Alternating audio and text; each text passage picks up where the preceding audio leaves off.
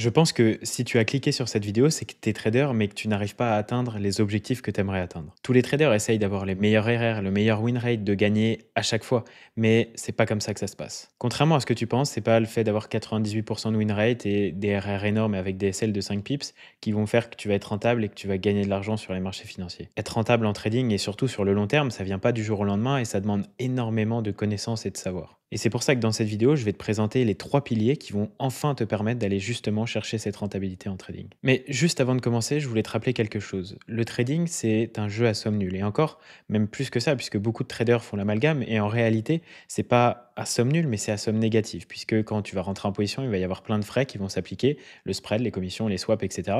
Ce qui font que même si tu es rentable sur le papier, entre guillemets, sans ces commissions, eh bien, avec celle-ci, tu peux être en perte. Donc, c'est plus qu'un jeu à somme nulle, c'est un jeu à somme négative. Et c'est pour ça que pour réussir dans ce domaine, les compétences nécessaires sont absolument énormes. Aujourd'hui, plus de 95% des traders particuliers perdent de l'argent sur les marchés financiers en trading court terme, et ça, c'est dû à une seule chose, c'est parce qu'ils ne sont pas informés. Dans cette vidéo, je vais te présenter les 3 piliers principaux qui vont enfin te permettre de passer de l'autre côté. Et ces 3 piliers, les voici. Il faudra réussir à allier dans ton trading le temps, l'action du prix et la valeur du prix. Et une fois que tu vas avoir compris ces 3 piliers, tu vas réellement avoir une vision du marché éclairée. Et cette vision, elle va t'aider à prendre des décisions réfléchies et surtout à avoir un esprit critique vis-à-vis de l'action du prix et de ce qui se passe sur les marchés financiers. Ce tout premier pilier, c'est le temps et particulièrement le timing. Connaître le timing, c'est souvent aussi crucial que de savoir ce qui va se produire sur le marché. Un timing parfait sur une position, c'est ce qui va permettre au trader de capter le potentiel maximum lorsqu'un retournement de prix, un mouvement de prix va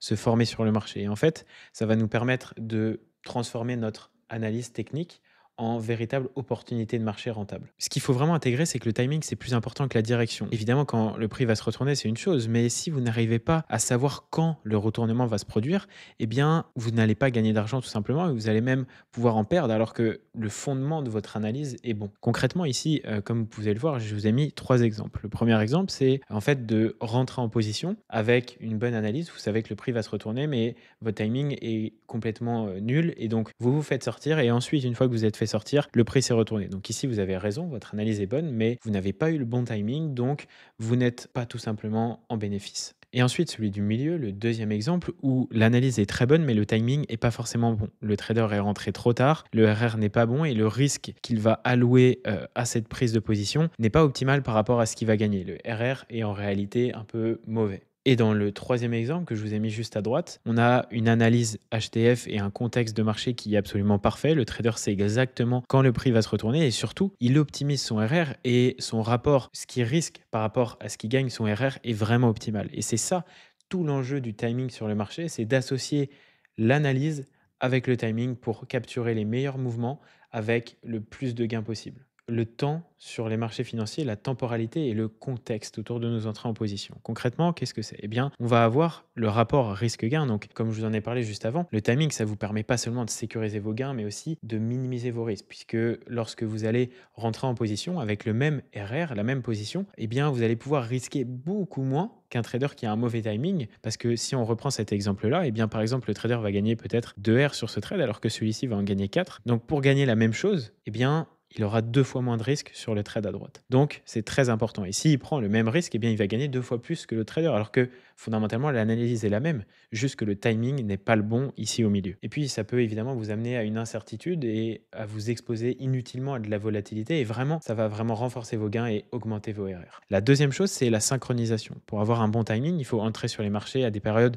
de forte activité, de forte volatilité, par exemple pendant des sessions spécifiques comme Londres ou New York, et plus particulièrement pendant la session européenne. C'est là où on observe le plus de volatilité sur les marchés. Et c'est à ce moment-là que les impulsions et les retournements les plus pertinents se forment. Et donc, c'est important de trader ces sessions-là et notamment les kill zones dans ces sessions. La troisième chose pour la temporalité en trading, c'est qu'il y a 2 types d'approches quand vous allez faire vos entrées en position. Il y a le trading réactif et le trading anticipatif. Et le trader qui va être réactif, il va attendre une confirmation de retournement avant de rentrer en position, alors que le trader anticipatif, eh bien, il va rentrer en position avant d'avoir eu ses confirmations. Et donc là, évidemment, vous vous doutez bien que lorsque vous n'avez pas vos confirmations avant de rentrer en position, eh bien forcément, le risque d'aller à la perte est bien plus élevé que quand vous faites du trading réactif et que vous réagissez par rapport à ce que vous voyez concrètement sur le marché. Donc, le but ici, ça va être de faire des analyses en haut time frame, de définir un biais global et un contexte de marché autour de vos entrées en position, et puis d'attendre une réaction sur vos zones et sur l'analyse que vous avez faite par rapport à votre narrative. Et une fois que vous avez réussi à faire ça, eh bien, vous attendez la réaction du marché, vous rentrez à ce moment-là dans les bonnes sessions en maximisant votre RR. Et c'est comme ça que vous allez arriver à atteindre la rentabilité, c'est en attendant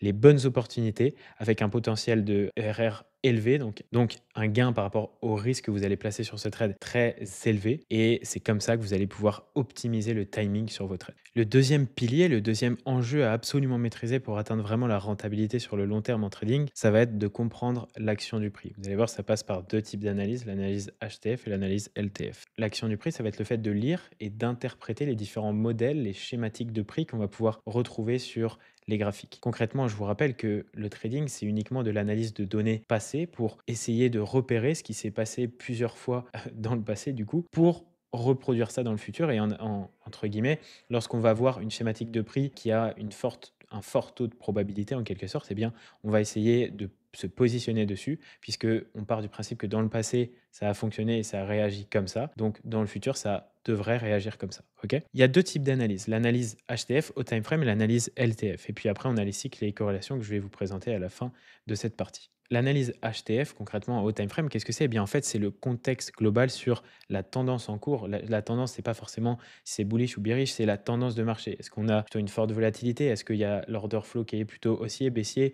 Vers quel sens va aller le marché? Dans quel range il est en train d'évoluer? C'est vraiment un contexte global, la tendance de marché. Et donc, cette analyse HTF, elle va vous permettre de repérer les niveaux majeurs de support et de résistance, les points de retournement potentiels, la direction et le fondement du marché. Qu'est-ce qui va driver concrètement le marché sur moyen, court et long terme? C'est ça qui va nous permettre d'avoir un contexte. Et une fois que vous allez avoir votre contexte, que vous savez à peu près là où le marché va potentiellement réagir et là où il va à peu près aller, parce qu'on ne peut jamais être sûr à 100%, c'est uniquement des théories lorsqu'on fait une narrative autour d'une analyse HTF. Eh bien, on va repérer nos zones et une fois que le prix est dans nos zones, eh bien, on va se diriger vers l'analyse en petit time frame, en low time frame, LTF. Et ici, on va se servir de cette analyse en plus petite unité de temps pour identifier des configurations précises d'entrée ou de sortie. Et en fait, ça va nous permettre de minimiser le risque qu'on a en entrant avec une meilleure précision. Donc, si vous combinez timing en tradant dans les sessions avec analyse HTF où vous amenez un gros contexte derrière votre entrée en position et qu'à ça vous ajoutez l'analyse LTF en utilisant des schémas de prix, ça peut être des breaker blocks, des mitigation blocks, des quasimodo, des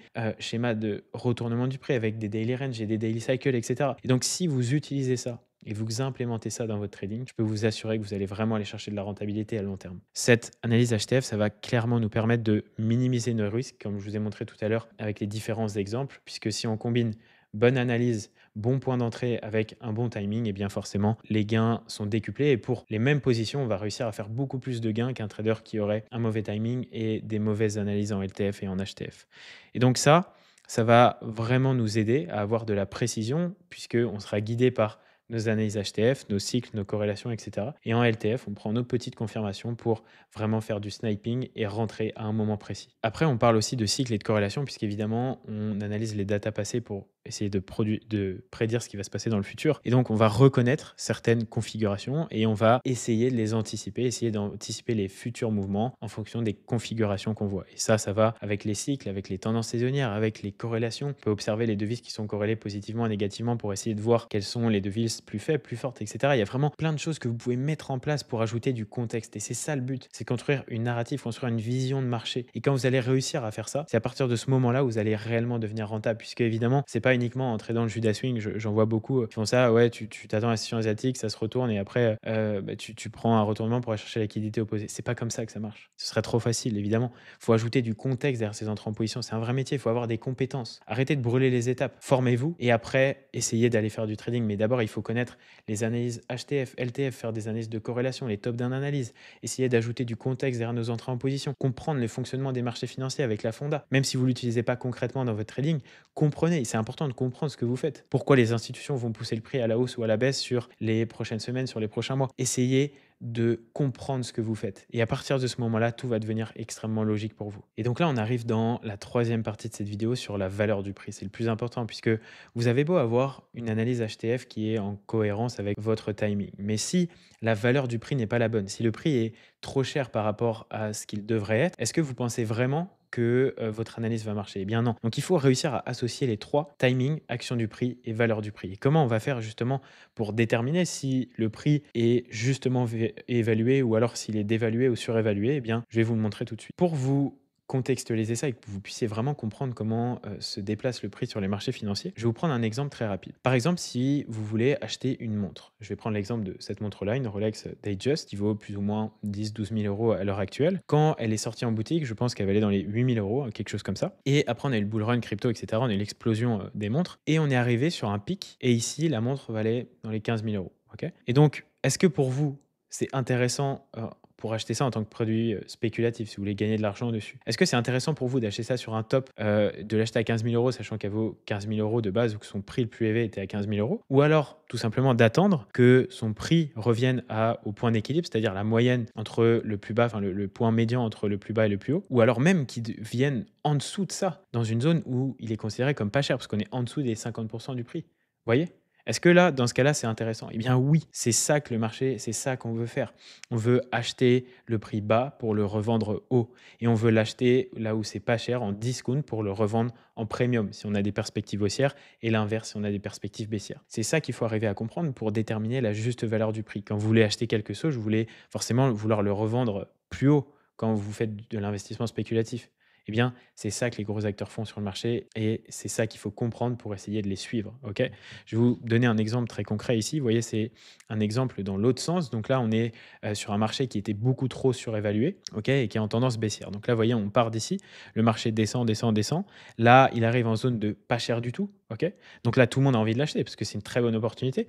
Hop, on retourne en zone chère, au-dessus du point d'équilibre, en zone de premium. Et donc là, tout le monde veut le vendre puisque l'actif est beaucoup trop surévalué par rapport à sa valeur réelle. Et donc, hop, il redescend. Et après, on continue. On revient dans une zone au point d'équilibre au minimum ou alors en zone de premium.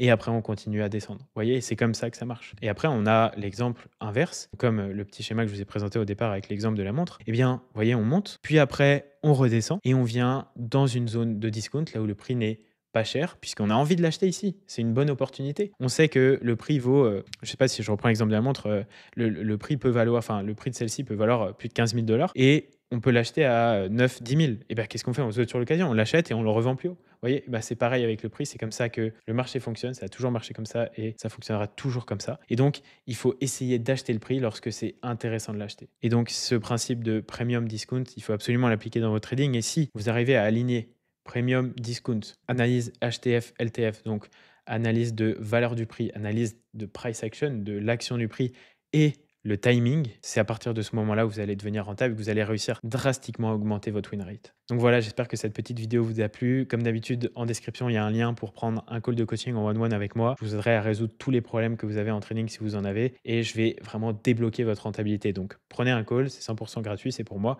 Et puis on se retrouve là-bas. Allez, ciao!